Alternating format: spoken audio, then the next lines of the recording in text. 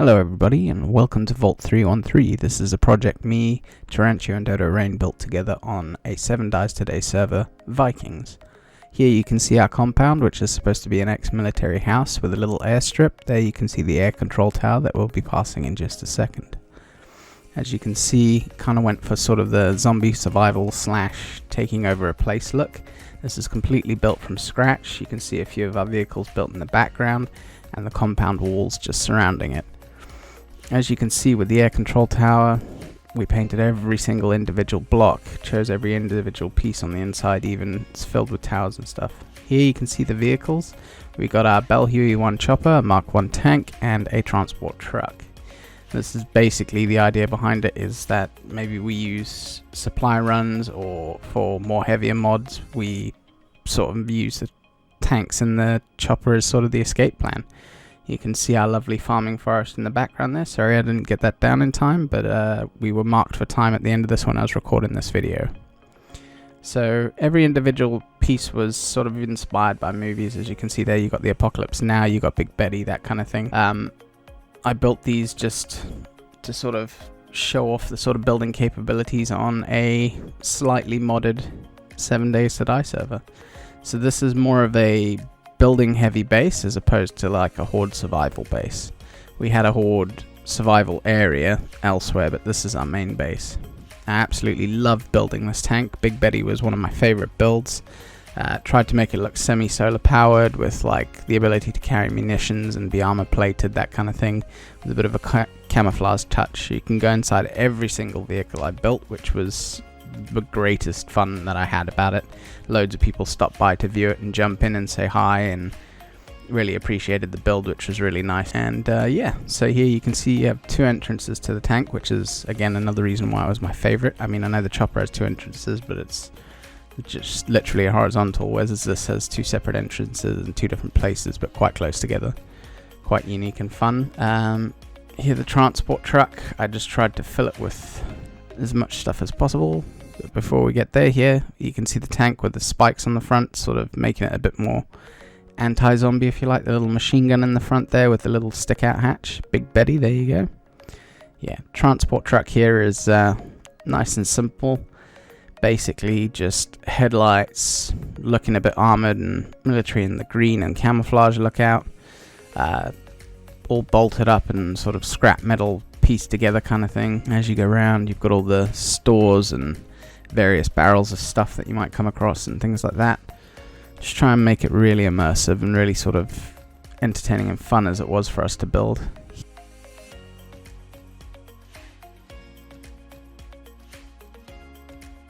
Here you can see the farms that it took to keep us going. I mean, you got the yucca, the cotton, the pretty much everything: corn, potatoes, mushrooms, pumpkins, blueberries, hops, coffee, goldenrod, chrysanthemums, you name it, we had it, even down to the aloe. And we had it in mass, because on a week-to-week basis you were having to keep 3 to 4 people fed at all times, and it took quite a lot. And also, obviously, the benefits of the food and the buffs in trading and that kind of thing was a lot easier when we had it in mass, and it was easier to produce. Can't wait for the days when they allow you to mass-produce chicken coops, so you can get eggs a lot easier. Here you can see the building. Tarancio built this building all from scratch. He designed it, I suppose, sort of on a higher end house, the idea being that it was maybe an ex-sergeant's house or something that he had converted.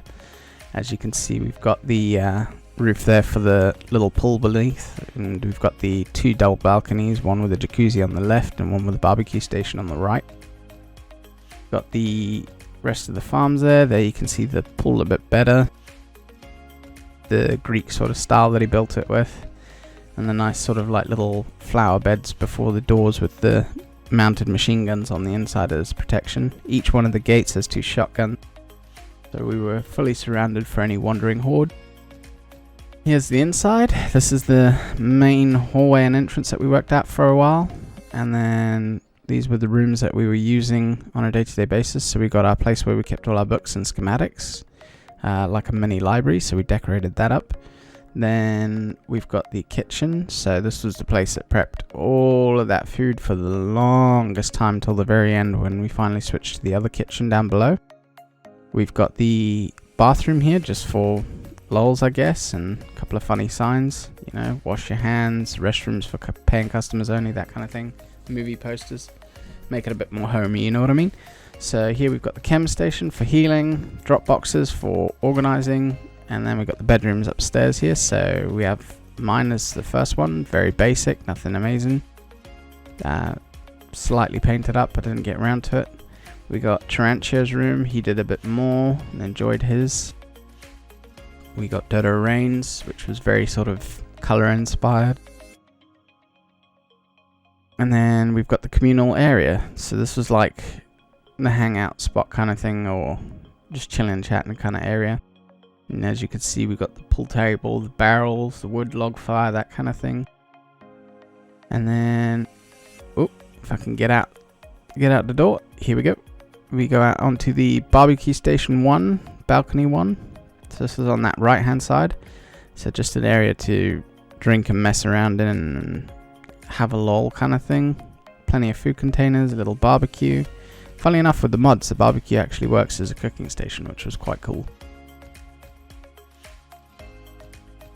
Then as we go across, we've got the other side, so a cooler fridge, a jacuzzi. Oh yeah, I had fun building this. This was a good little experiment. We had to support the beneath to stop water going through. Little station for you to put in your inputs and choose how hot or cold you want it.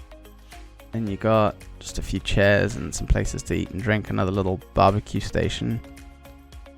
A little repetitive. Oh, airdrop. Up the top there, I don't know if you saw that. That was the solar station powering everything. Right, and then you've got the hatch to Vault 313. So this is inspired by the Fallout series, obviously. The idea being is you go in here, and before you get anywhere, you get checked out and allowed. If you cause any trouble, you are pointed at with 4 different guns. So you've got 2 shotgun, 2 SMG turrets, and then you've got registration when you're allowed through. So registration is where you come in and register yourself, get your meds if you're ill, that kind of thing. Drop all your weapons off to be locked in the caches back there, that kind of thing. Then you make your way through to the common room. This is again another place underground where you can chill out and relax while the upstairs is being torn apart or destroyed. Obviously zombies dig, so this is less safe now, but back in the day this would have been fairly safe. Everything's a level 2 concrete wall painted individually on every side. Here we've got the communal kitchen, or the mess hall as we like to call it. Nicely decorated, cameras watching everything you're doing. We've got air vents up in the top left there. We've got the tills with the little menus and posters and ventilations on the roof. Little electric boxes powering everything. We've got the kitchen for the mess hall, so the place where all the food's prepped and dealt with. It was quite nice to use right at the very end, but didn't get much use out of it, obviously, because it took too long to get to this stage. So we've got full water and ventilation, as you can see in the roof above, running through. This is the main south to north highway of the underground base, and we've got a few rooms on the left and a few rooms on the right, and another hallway on the right, so that's the east to west highway. And as you can see, everything's sort of labeled up and designed to show you where to go so you don't get lost. We've got plenty of water coolers and plants to make sure that there's plenty of air ventilation beneath ground and that kind of thing. So as we go from south to north, at the very end there you can see the community washing machines coming into focus. We've got the constant water bottles and stuff so people aren't looking for drinks and stuff, they're just on hand and easy to find. You got research and agriculture there, you got the waterworks, and then you've got the power stations. The washing machines do have a little computer next to it so you can input your needs. Here you can see the power that's powering the base, so this is the sort of backup power, if you like, run by 2 generators. And then we've got the computer screens and everything that you'd find in a power station, I guess, to keep it running and keep it going with the various outputs and switches. More computer stations and monitoring sections, that kind of thing, watching the power flow and input output. And then we move on to the waterworks, so taking old water, recycling it, turning it into clean water, that kind of thing, chemically treating it, making sure it's safe. Got a little happy Easter egg here. And then a couple of computer screens and spaces for people to work and monitor the waters, that kind of stuff. I mean, it's a bit cramped, but it's all you could really do for the space you had. Various access ports to add things, pipes to take things out. Here we got the agriculture, so learning to grow stuff underground with various chemicals and treatments and water supplies, that kind of thing.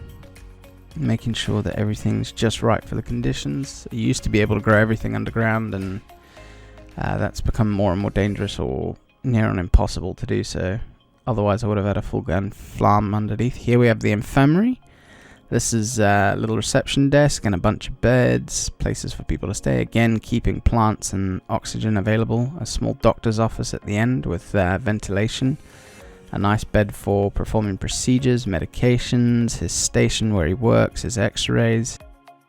Little privacy curtain, place to wash his hands and keep clean, keep stuff in there for operating. Here we have the receptionist room for the overseer's office, if you like, or the person who's in charge's office. She takes all the documents of the people, gets them officially fully registered and moved in. Then you've got the overseer's office where he can watch the entire vault from his massive screen and his giant desk for keeping, I don't know, all sorts of important things I imagine that he'd need to keep, and missions and logs and that kind of thing. More ventilation up to the right there. And as we go down the east to west highway, you can see the flats 1 and 2, 3 and 4. You've got the barracks A1, B1. You've got the shooting range and the armory. Then you've got the brig, and you've got the communal bathrooms. Again, hallway decorated in plants, the same color scheme and same air vents, making sure everything is sort of as realistic as I could get it to be, that I was happy with. As we go up and down the hallway here, we'll start with the flats. We'll start with flat number 1, which I believe belongs to Dodo Rain. And you can see the giant trash cans and mailboxes and plants outside. So as you open up, in you go. You've got a mini kitchen for your own personal use. This is because they're one of the main people who run the base. You've got various small things like TV stations, desks, little lounge. Leads into the lovely bedroom. We got the cupboards, we got little fountain, posters, clothes storage, bed, etc. TV station and campfire, sort of keeping people warm in the flat, I guess. Every flat has a little ventilation above the door you just saw. We have the bathroom with more ventilation to keep that steam out and sort of keep the flat nice and dry and safe, because underground's definitely not a comfortable space to live in air-wise. Here we have flat 2. I believe this is my flat. It's very basic and minimalist. I like a lot of space as opposed to anything else. My PC with my double screens. My clean little kitchen. Small lounge, big TV obviously. I love my gaming. We've got my little fridge inside here with my storages and my TV on the roof. In real life I'm a type 1 diabetic, so the fridge is a necessity. There we have our clothes. And as we go around, and we go into my very simple basic bathroom with bath mat, nothing amazing. The water pipes continuing throughout. We've got the basic amenities and toilets. Again, you can see the air vent above the door. So flat number 3, I believe this belongs to Tarantia. Yep, so this is his Western-esque style house that he built for himself. Very open and spacious, very nice. I did like the overall completion of this. Again, the vents above things, and very simple and open space and open planned. Not a bad design at all. And then we've got heaters and various things to sort of make it more homey, if you like. Flat number 4 was an empty flat. We didn't have anyone at the time who was there full time to sort of move in and use it, so this is more sort of like a generic of what you get to work with, and then from here you edit it to the stuff you like, that kind of thing. So very basic, very simple decoration, easy and ready for somebody to move into. So after the flats we got the barracks. So once the flats are full, people start moving into barracks. We got barracks A1, I believe There's 10 beds per room, I think, if I'm not mistaken. Then we've got basically their places where they keep the documents and meds on hand in case they get ill. There's obviously water and air vents and things, making sure they're alright. They've got books and reading material, that kind of thing, keep them going. The whole idea behind it is to be immersive and sort of live it like you would if you came across this situation, maybe like the zombie TV shows and stuff like that are available. And you can see sort of just how hard I put. You remember every single block is painted on every side. Shooting room, so a good place to get your target practice in, and a good place to sort of, if I could have and there was a mod to make those move, I definitely would have, because I think that would have just added the final piece to this room. Stationary, it's very sort of similar and easy. Here we have our munitions armory, so simple bullets and stuff kept in the safe there, then the guns and the more dangerous stuff kept in the lockable cages behind. And you can see that we have major gun safes, and then we have overflow small ammunition casks. So the more valuable ammo is kept in the big safes, the sort of general day-to-day ammo is kept in the smaller boxes. In here, like I said, would have been the bigger stuff and the more scary things. Kept behind lock and key behind steel bars. As you can see, the water still running across all the way from the waterworks. Here we got the brig, one of my favorite rooms, just a 3-cell brig, nothing major, just to keep people in order and send them on their way when finally got a way of getting them out safely without them causing trouble. And just a place to keep clothes and medicines again, just the idea being that you're always surrounded by something that'll help you if need be, so you don't have to go too far to get what you need.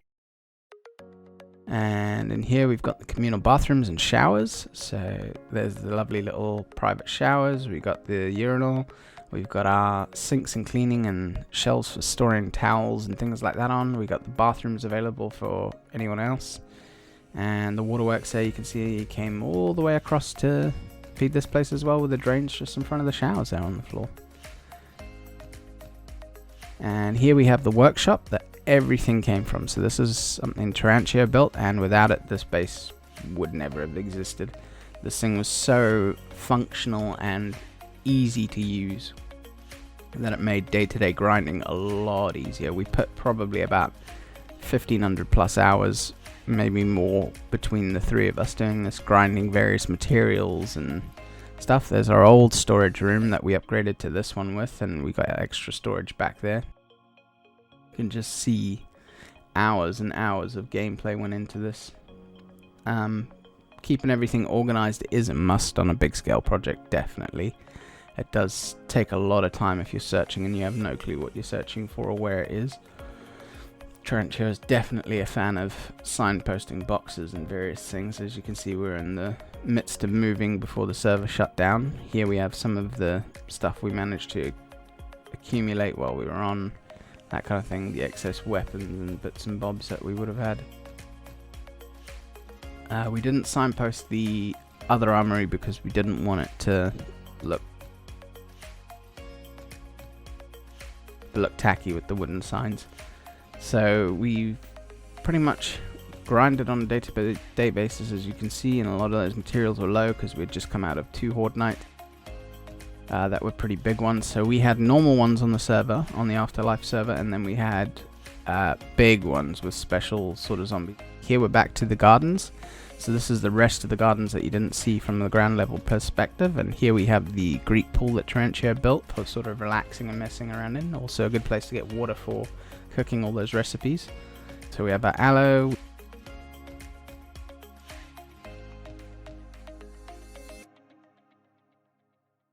We have our goldenrod. I think then it moves into the coffee and then onto the blueberries and that kind of thing. A little bit buggy because there's so many, but it was 100% necessary. We have super corn there, which I never really used. Bones were easy to get. We've got our chrysanthemums on this side. So all of this was used to make those red teas, the goldenrod teas, all that kind of thing. The most beneficial one though we found was yucca juice and snowballs to make the smoothies. They gave the best benefit, definitely. We just got a mix of plants here because we had too many in a few of the flower beds. Some of the guns we talked about, the camera monitored gates, everything solar powered. Here we have the blueberries and hops, so the beers, the pumpkins, potatoes, mushrooms, the corn at the very end to make the meat stews and the vegetable stews. Keep us going the whole way through. We got the garden shed building there with the hay bales. There's all the yucca. Tarancho's little graveyard. Something he never got around to finishing, but I think he enjoyed making.